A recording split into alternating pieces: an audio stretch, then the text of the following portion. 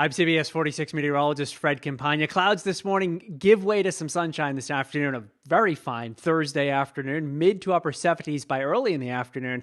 And we're rocketing up into the low 80s later on today. So beautiful Thursday for us. Very nice Friday on the way as well. Another relatively warm day, probably a degree or two warmer than what we're seeing out there this afternoon. It stays warm on Saturday. Let's take a look at what's going on in the tropics. Yes, hurricane season doesn't start until June 1st, but we have a little preseason action. You can really see that starting to get organized right now over the Florida states, hitting the Keys with some rain. It is going to move up through the Bahamas and off the Florida coast and southeast coast by late in the weekend, early next week. And it has a high likelihood of becoming a tropical system in the next 5 days. So what does that mean for us? Well, that'll likely stay off the southeastern U.S. coastline. It may drift into the mid-Atlantic, but a system arriving from the west will trigger scattered showers and thunderstorms for us during Monday afternoon or evening that'll bring an end to the relatively warm weather that we'll see through this weekend into early next week.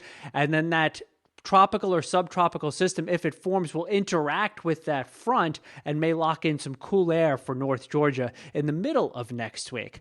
So mid-80s on Saturday, close to the record high of 90 on Sunday. Still very warm on Monday with that shower and thunderstorm threat in the afternoon and evening.